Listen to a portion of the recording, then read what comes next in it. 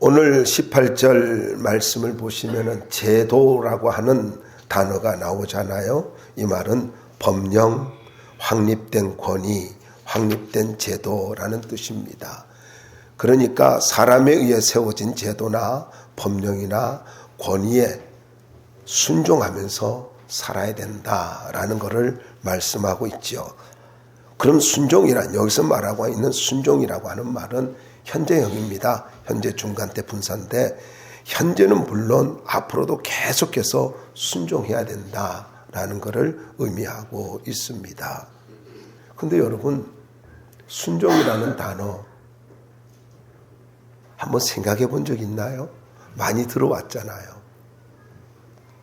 근데 이게 안 믿는 사람들에게는 이게 익숙하지 않는 단어예요.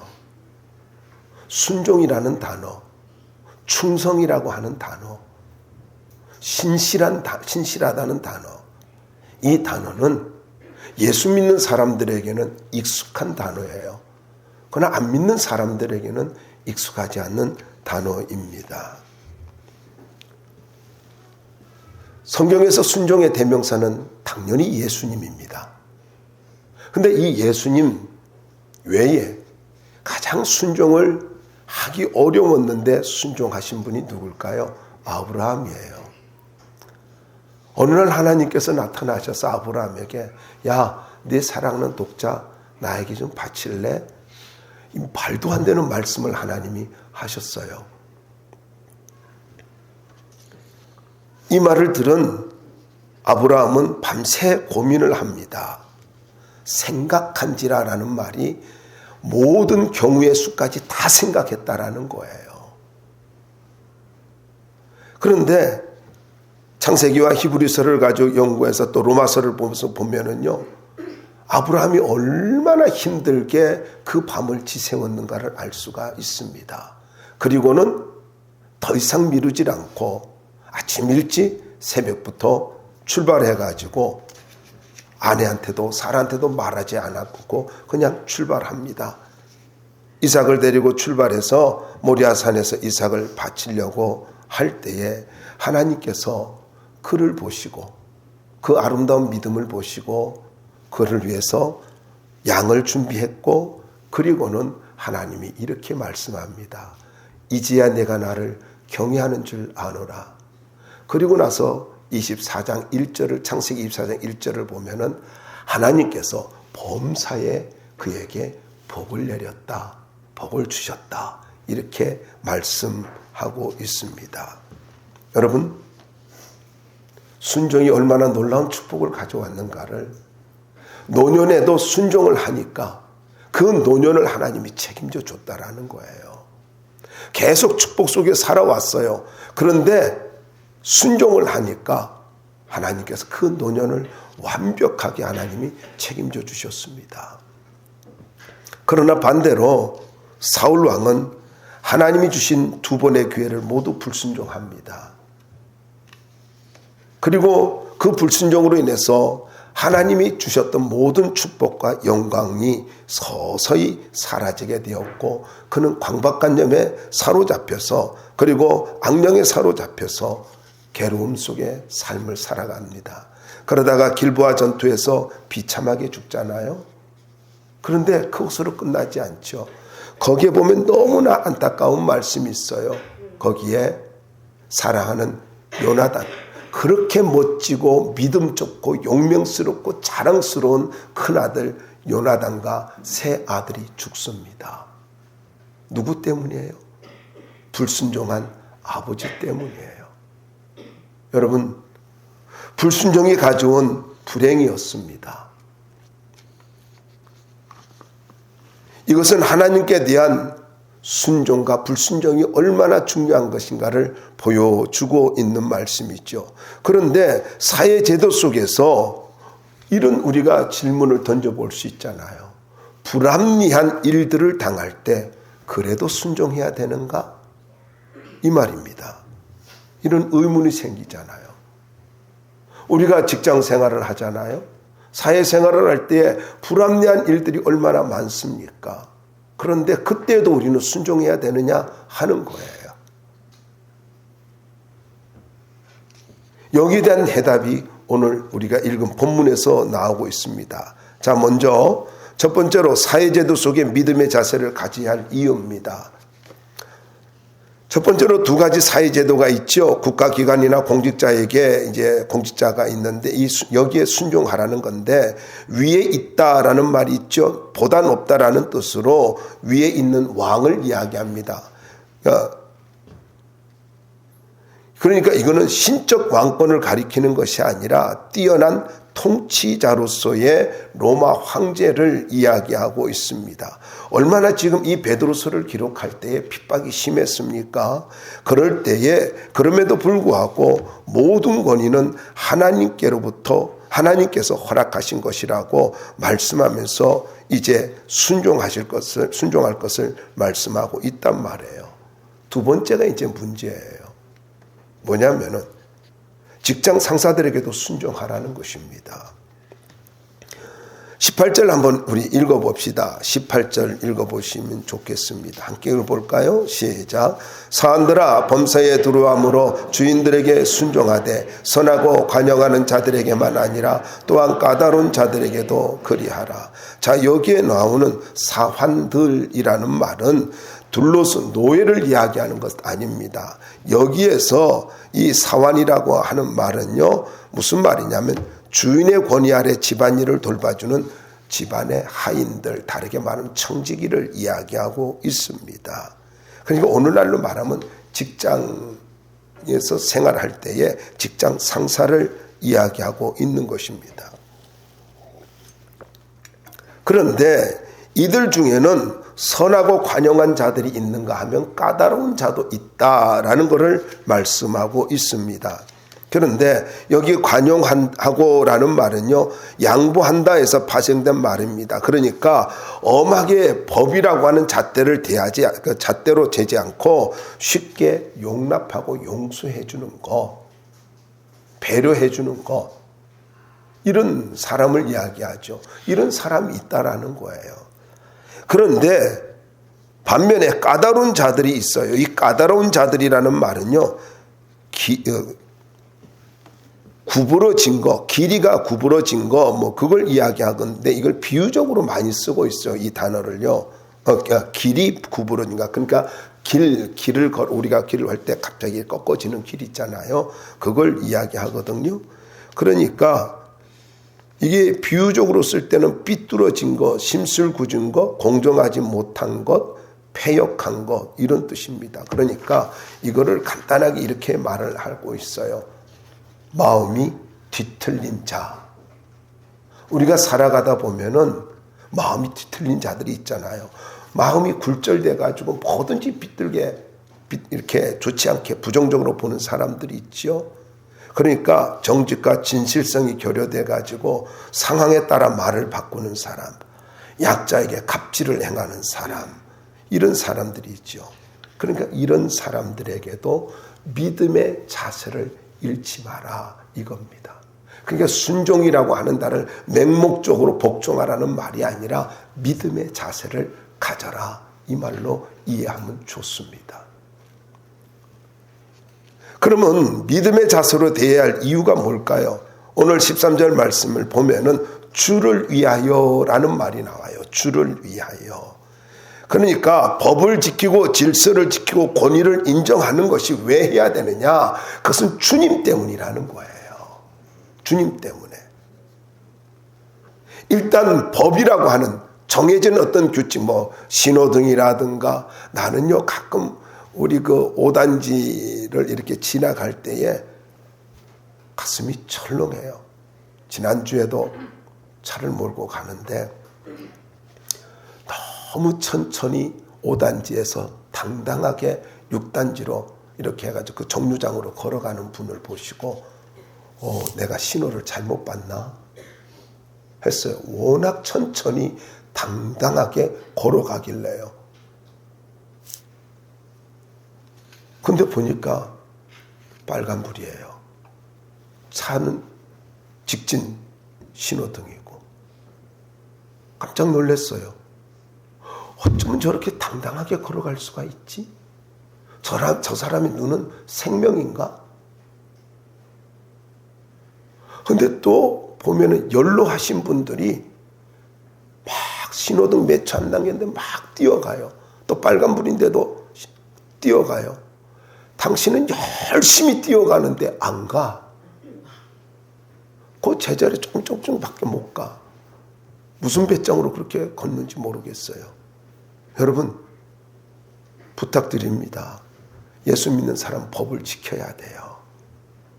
나를 위해서도 지켜야 되지만 다른 사람을 위해서도 지켜야 되는데 우리는 주님을 위해서 지켜야 됩니다. 모든 것이 그렇습니다.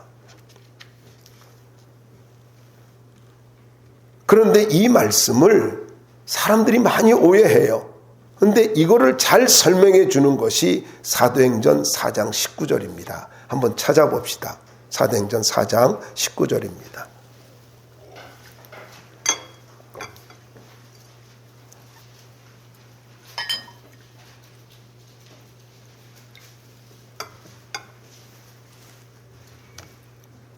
함께 읽어봅시다. 사도행전 4장 19절입니다. 시작.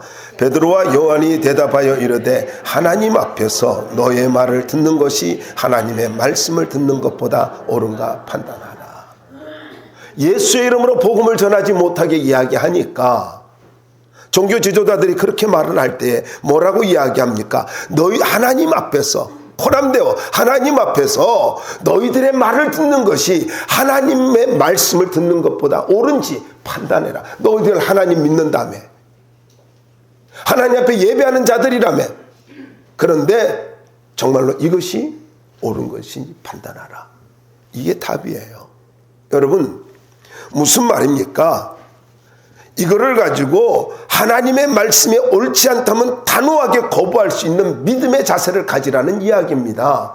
무조건 굴종하며 살라는 이야기가 절대로 아니에요. 착각하면 안 됩니다. 모든 권위는 위로부터 왔기 때문에 거기에 굴복해야 된다. 맞아요. 그런데 거기에 부당한 요구가 있을 때에는 이게 하나님 앞에서 옳은가를 판단하라는 이야기예요.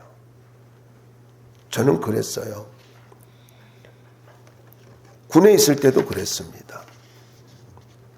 젊은 날이죠. 예배를 드리지 못하게 합니다. 그럴 때 저는 그랬습니다. 예배만큼 드려야 되겠습니다. 1시간이면 됩니다. 왔다 갔다 하면 30분, 1시간 반 정도면 됩니다. 그리고 와버렸어요. 그러니 이렇게 이야기합니다. 너만 믿음 있냐? 나도 교회 다닌다. 걔는 교회 다니면서 술도 먹고 담배도 피고 그런 애예요. 근데 나중에 이런 말 하더라고요. 나한테 참 미안했다고요. 제대할 무렵에 그런 이야기해요. 참 안타까운 일이죠. 상황윤리적인 신앙, 그건 절대로 하나님이 기뻐하는 것 아니고 주를 위한 것 아닙니다. 나를 위해 살지 마세요. 주를 위해 살면 하나님이 나를 위해서 책임져 주십니다. 다니엘 3장에 보면 다니엘의 세 친구 사드락 메삭 아벳느고가 나옵니다. 하나님 앞에 순종하고자 그들은 풀무불 속에 들어갈 것을 각오했습니다. 그래서 명령을 거역합니다. 나는 그 말씀을 볼 때마다요, 좀 이런 안타까움이 있어요. 그리 아니하실지라도 이렇게 이야기하잖아요. 그럴 때에 풀무불 앞에서 풀무불 이렇게 들려가려고 할 때 그때 하나님이 쫙 나타나가지고 너 믿음 지켰구나. 안에 안 들어가게 해줄게. 그렇게 역사하면 얼마나 좋아요. 다니엘 어떻습니까? 다니엘은요, 이 말씀을 보다 보면은 왕의 의인을 지킨 것을 알고도 신앙을 지키기 위해서 창문을 열고, 아니 창문 닫고 기도하면 안 되나요? 골방에 들어가서 기도하면 안 되나요? 그런데도 창문을 열고 변함없이 나 하나님 믿는 사람이야. 난 믿음의 사람이야. 그러면서 경건하게 기도를 했단 말이야. 하루에 3번씩. 그걸로 인해서 믿음을 지켰는데 사자굴에 들어가잖아요. 그러면 하나님께서 사자굴에 들어가기 전에 입구에서 됐다. 내 믿음 봤다. 아니 그 어디에서 보여줘요? 아니 아브라함이 이삭을 죽이려고 할 때에 아브라함 멈춰라고 하면서 그를 말려주잖아요. 그러듯이 들어가기 전에 아니 하나님 좀 막아가지고 살려주면 얼마나 좋습니까? 아브라함은요, 죽이기 전에 하나님께서 막아주셨는데, 그런 케이스도 있지만은, 여기 사드락 메삭 아벳느고 이 세 사람이나 다니엘 같은 경우는요, 하나님의 손길이요, 풀무불 속에서 나타났고, 사자굴 속에서 나타났습니다. 때로는 주를 위해서 내가 온전히 목숨을 내놓을 때에 하나님은 어디에서요? 풀무불 속에서 함께 해주심으로 그 풀무불이 그들을 사르지 못하게 만들었고, 얼마나 뜨거웠는지요. 데리고 가던 사람 군사들이 죽었잖아요. 나만 심각한가요? 데리고 가던 사람이 죽었어요. 7배나 높였기 때문에. 그리고 사자굴에 집어넣을 때도요, 보세요. 하나님께서 들어가니까 사자들의 입을 딱 막아 놓으셨습니다. 여러분, 믿음 지키고 죽음의 자리까지 가니까 주님이 그 죽음의 자리에서 기다리고 있으면서 모든 것을 하나님이 책임져 주셨습니다. 우리가 살아가면서 왜 나에게 이런 억울한 일이 있느냐고 이야기할 것이 아니라, 여러분, 이제 정말 참된 믿음은 부당한 세상의 권력에 항거할 수 있어야 되고, 주를 위해서 우리가 살아갈 수 있게 목숨을 걸 수도 있어야 된다라는 거예요. 아멘 안 할 줄 알았어요.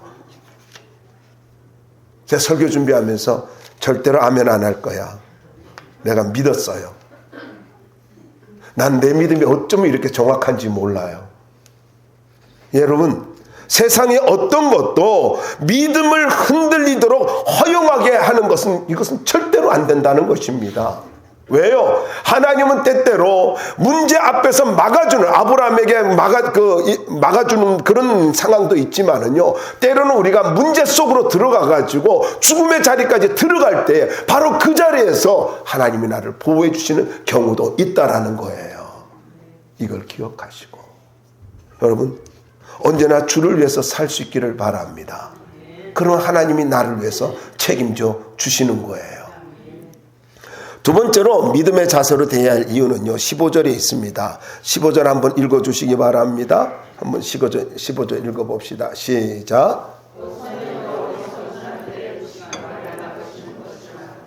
예, 여러분, 여기에 이 말씀을 보면은요, 헬라어 원문을 보니까 번역되지 않는 중요한 말이 있어요. 그 말이 무슨 말이냐면은, 하나님의 뜻, 하나님의 의지, 이 단어가 번역되지 않았어요.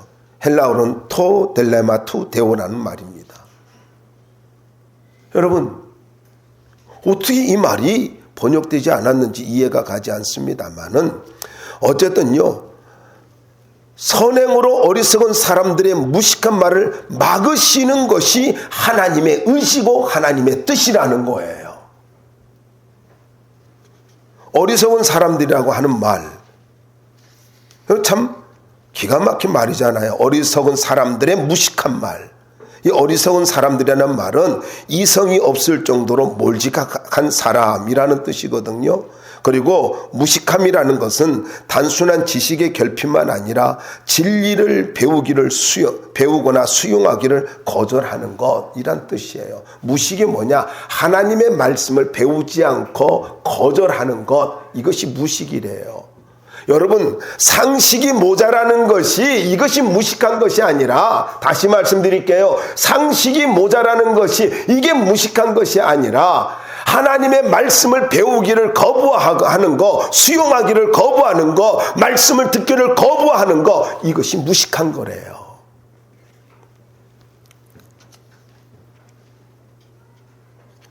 그런데 이런 사람들, 이 몰지각한 사람들, 이 수용성이 없는 이런 사람들, 예수님 이야기만 하면은, 신앙 이야기하고 교회 이야기만 하면 펄쩍펄쩍 뛰는 사람들, 이걸 하나님은 뭐라고 이야기한다고요? 몰지각하고 무식한 사람들이래요. 가끔 그러잖아요. 아, 됐어, 그래요. 됐어. 설교 그만해, 그래요. 그분이 아주 훌륭하다라고 생각해요. 그 성도가 뭔 전도하려고, 아이 됐어 설교 그만해. 그래. 그분이 얼마나 훌륭한 목사같이 설교를 다 이렇게 하는 걸로 느껴졌을까요? 목사 수준이라는 이야기잖아요. 웃을 줄 알았더니 안 웃네. 여러분, 이 말씀을 다시 한번 12절에서 우리가 한번 보자고요. 12절로 가서 한번 볼까요? 함께 읽어봅시다. 시작. 너희가 이방인 중에서 행실을 선하게 가져 너희를 악행한다고 비방하는 자들로 하여금 너희 선한 일을 보고 오시는 날에 하나님께 영광을 돌리게 하려 함이라. 할렐루야. 자, 여러분, 이 말씀을 보면은요, 행실을 선하게 가져야 할 이유를 말씀하고 있는데 비방을 받지 아니하고 하나님께 영광을 돌리기 위함이라는 거예요. 그래서 사도 바울은 뭐라고 말하고 있습니까? 우리가 먹든지 마시든지 무엇을 행하든지 모두 하나님의 영광을 위하여 하라라고 말씀하고 있잖아요. 그러니까 왜 우리가 믿음으로 반응하면서 살아야 되느냐 하면은 하나님의 영광 때문입니다. 그리고 바로 안 믿는 자들의 그 몰지각한 행동들 때문입니다. 안 믿는 자들의 몰지각한 행동과 그 말들, 그게 때로는요 정당하고 옳은 것이냐 우리가 생각이 들 때도 있지 않습니까? 내가 잘못 길을 걸어가고 내가 잘못된 지금 삶을 살고 있는가 갈등하고 있잖아요. 그런데 잊지 마십시오. 우리가 모든 삶은요 바로 주님을 위한 것이고 더 나아가서 하나님의 영광을 위한 것입니다. 무식한 자들의 말을 막기 위해서 나중에 제가요 많이 들었던 이야기가 그거예요. 너 같으면 예수 믿고 싶다.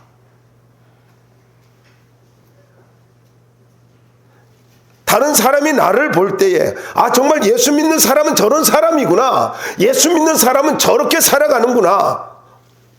구역예배도 나오잖아요. 이제 오늘 구역예배 드리고 그럴 될 텐데 여러분 하나님 앞에서요 믿음으로 산다는 게 뭡니까? 믿음으로 산다는 거. 우리는요 믿음으로 사는 거예요. 성경적 가치관을 가지고 믿음으로 사는 거예요. 세상의 방법대로 사는 거 아니다라는 것입니다. 가끔 이런 변명을 들어봅니다. 나는 원래 그런 사람이 아닌데 상황이 그렇지 않다. 나는 원래 그런 사람이 아닌데 나 그러고 싶지 않았는데 이런 이야기를 합니다. 여러분 그런 실패자의 그런 변명을 늘어놓지 마시기 바랍니다. 언제나 하나님 우리에게 요구하고 있습니다. 잊지 마세요. 내가 그런 사람이 아닌데 나 그러고 싶지 않은데 아니 그런 사람이고 그러고 싶은 거예요. 욕망이 있었던 거예요. 욕망이 있었던 것입니다. 기회가 주어지니까 거기에 넘어갔다는 거예요. 근데 우리는 그런 기회가 와도 주를 위해서 살아야 돼요. 정말로 내가 하나님이 기뻐하는 삶을 살고 있는가? 조금 더 말씀을 드릴까요? 내 인생을 하나님이 책임져 주시고 내 자녀들의 인생을 책임져 주기를 기뻐한다면은요 오늘 내가 믿음의 길을 걸어가야 된다라는 사실을 잊지 마십시오. 지내놓고 나서 부끄러운 인생 되지 마세요. 자식에게 부끄러운 인생, 내 자신에게도 부끄러운 인생, 그런 인생으로 살지 마십시오. 하나님은 믿음으로 당당하게 행동하는 사람, 분명한 믿음을 가지고 있는 사람을 원합니다. 그래서 노아를 향해서 뭐라고 말합니까? 그 시대에 온전한 자라, 의로운 자라. 그 시대에 모두 다가 잘못된 길을 걸어가고 있을 때에 노아는 하나님이 기뻐하는 길을 걸어갔단 말이에요. 자, 그럼 우리는 두 번째로 삶의 자세를 한번 생각해 보자고요. 16절로부터 18절까지 말씀인데, 자, 첫 번째는요, 하나님의 종같이 살아야 된다라는 것입니다. 여러분 16절 한번 보자고요. 16절 읽어볼까요? 시작. 너희는 자유가 있으나 그 자유를 악을 가린 데 쓰지 말고 오직 하나님의 종과 같이 하라. 무슨 말입니까? 여러분 자유가 있으나 라는 말은 두 가지 뜻입니다. 자유인답게 살아라, 자유인답게 행동하라, 이런 뜻입니다. 그러니까 성도들은 이전에 죄의 종으로 살았지만 이제는 예수님의 십자가 구속으로 은혜 안에서 그리고 진리 안에서 자유로운 사람이 되었지 않습니까? 갈라디아서 5장 1절에 나오죠. 성령으로 우리는 자유를 가진 사람들이에요. 근데 단서를 붙이고 있습니다. 단서를 붙이고 있는데 악을 가리는 데 사용하지 말래요. 이 악이라고 하는 말은 온갖 종류의 악덕을 이야기합니다. 두 번째, 하나님의 종같이 하라. 저는 이 말이요, 참 귀하다라고 생각합니다. 우리의 자유는요, 죄와 사탄과 이기적인 욕망에서 해방된 진정한 진리 안에서 누리는 자유입니다. 진리 안에서 누리는 자유예요. 다르게 말할까요? 성령이 주신 자유예요. 성령이 주신 자유. 그러니까 우리가 이기적인 욕망으로 또 죄의 종으로서 살아가는 것이 아니라 하나님의 종으로서 하나님을 기쁘게 하기 위해서 살아가야 된다라는 것입니다. 사랑하는 성도 여러분, 어쩔 수 없는 외압에 의해서가 아니라 하나님을 섬기는 자세를 갖고 하나님의 말씀에 순종하면서 살아가면 하나님이 내 인생을 책임져 주십니다. 저는 여러분들이 이것을 경험했으면 좋겠어요. 이런 걸 경험하면서 살았으면 좋겠어요. 내가 믿음을 지켰더니 하나님이 책임져 주시더라. 저는요, 이걸 수없이 경험했어요. 정말로 견딜 수 없을 정도로 힘든 상황이 있었어요. 그랬더니 하나님 앞에서 계속 기도하고 때로는 쓰러졌습니다. 쓰러졌는데 하나님이 자리를 됐다 하고 자리를 옮겨주시는데 하나님만 섬길 수 있도록 그렇게 자리를 옮겨주시더라고요. 사랑하는 여러분, 어떤 자리가 환경이 바뀌어지길 원해요. 믿음을 끝까지 지키십시오. 끝까지 지키십시오. 그럼 하나님이 바꿔주십니다. 다시 말씀드립니다. 우리는 하나님의 종들입니다. 하나님의 종답게 살 수 있길 바랍니다. 목사만 하나님의 종이 아니라 여러분들도 왕같은 제사장이고 하나님의 종들입니다. 그리고 17절 말씀 보자고요. 함께 읽어볼까요? 시작. 무사람을 공경하며 형제를 사랑하며 하나님을 두려워하며 왕을 존대하라. 여러분, 무슨 말이냐면은 두 번째로는요, 사람을 가치 있게 여기고 사랑하며 살라는 것입니다. 우리 어떻게 살아야 돼요? 믿음으로 살아간다는 것은 사람을 가치 있게 여기고 사랑하며 살아가는 것입니다. 여기 공경하며라는 말이냐, 무사람을 공경하며 이 말은요, 존경하다, 가치나 가격을 평가하다라는 뜻입니다. 그러니까 여러분, 모든 사람에 대해서 하나님께서 사랑하시는 피조물을 어떻게 하라고요? 가치 있게 여기래요. 사람 멸시하지 말라는 거예요. 그런데 가끔 그래요. 구원받은 하나님의 사람들입니다. 예수 믿는 사람인데요, 스스로 자기 가치를 떨어뜨리는 행동을 하고 있습니다. 여러분, 경제적으로 어렵다 할지라도, 사회적인 포지션이 낮다 할지라도 자기 가치를 지키는 사람들은 우리는 어떻습니까? 참 본받고 싶다, 이런 말을 하잖아요. 저는 여러분들이 어떤 상황에서든지 가치 있는 사람으로 살 수 있기를 바라고 사람들을 가치 있게 대할 수 있기를 바랍니다. 그리고 사랑하며 살아야 돼요. 여기 사랑하며 라는 말이 있잖아요. 이 말은 현재형입니다. 현재 능동태 명령형인데 계속적으로 사랑한다라는 뜻입니다. 사람을 가치 있게 여기고 그리고 계속적으로 사랑하면서 살아야 된다라는 거예요. 더 나아가서 믿음의 자세는요, 하나님을 의식하며 살아야 된다는 거예요. 17절 말씀 보세요. 거기에 보면 두려워하며 존대하라 라는 말, 하나님을 두려워하며 왕을 존대하라. 이 말은요, 무슨 말이냐면은 성도가 계속적으로 하나님을 두려워하고 왕을 존대하라는 것은요, 하나님을 의식하고 그리고 존경할 자는 존경하라, 이 말이에요. 우리가 알지 않습니까? 왕은 존대하는데 두려워할 존재는 아니라는 거예요. 주님은 이렇게 말씀하고 있습니다. 몸은 죽여도 영혼은 멸할 수 없는 자들을 두려워하지 말라고요. 우리는 어떻게 해야 될까요? 오직 하나님만 두려워하며 살아야 됩니다. 이것이 마태복음 10장 28절에 나오고 있습니다. 성도는 언제 어디서든지 하나님 의식하고 행동해야 돼요. 여러분, 아무도 안 보는 것 같아요. 참 신기해요. 이걸 사람 이야기로 하지 말고 성경에서 있는 인물로 이야기해 보자고요.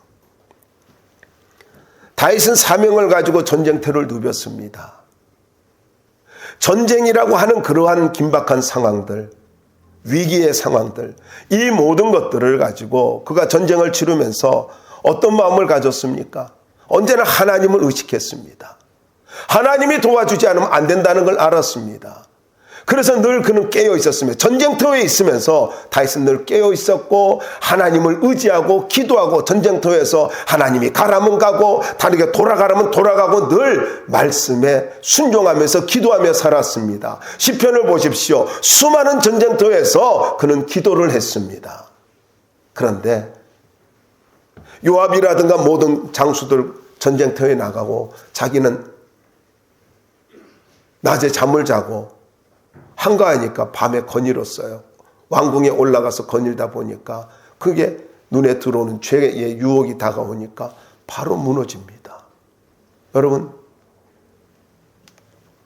사명을 감당하지 아니하고 한가하게 지내면서, 여러분, 한가하다는 말이 나쁜 것이 아니에요. 하나님을 의식하지 않는 삶을 살아가는 것이 문제라는 것입니다. 하나님 의식하지 않으면요, 온갖 잡다한 생각이 내 삶을 모든 상황에서 나를 굴복시키고 나를 파괴시키고 나를 무너뜨릴 수 있다는 걸 잊지 말아야 됩니다. 그러나 요셉은 어떻습니까? 요셉은 언제나 하나님이 함께하고 하나님과 동행하는 삶을 살았죠. 그가 감옥에 있을 때에도, 혹은 또 이제 노예로 있을 때에도 내가 어찌 하나님 앞에 득죄하리요? 하나님이 하실 겁니다. 그 꿈은 사람이 해석하는 게 아니라 하나님이 해석해 주실 것입니다. 바로 앞에 갔습니다. 너는 꿈을 잘 해석한다더라. 아니요, 내가 하는 것이 아니라 하나님이 하십니다. 칭찬에 그가 목마르지 않았습니다. 사람들의 인정 욕구에 목마르지 않았습니다. 언제나 하나님을 의식하고 있었습니다. 그랬더니 하나님께서 그를 높여주고 있습니다. 여러분, 잘 기억하시기 바랍니다. 내가 믿음으로 반응한다는 것이 무엇을 의미하는 것인 줄 아십니까? 성도가 사회생활을 하면서 내가 믿음으로 반응하며 살아간다는 것, 그것은 하나님을 의식하며 살아간다는 것입니다. 결론을 맺겠습니다. 우리 모두는 또다시 사회 속으로 나가서 열심히 살아야 할 것입니다. 그런데 그 사회 현장이, 삶의 현장이 여러분 동떨어진 현장이라고, 하나님이 없는 현장이라고 생각하지 마십시오. 언제나 하나님 앞이라고 기억하시고 하나님을 의식하면서 아름다운 인간관계를 맺으면서 믿음으로 반응하며 승리하는 삶을 살 수 있기를 주의 이름으로 축원합니다.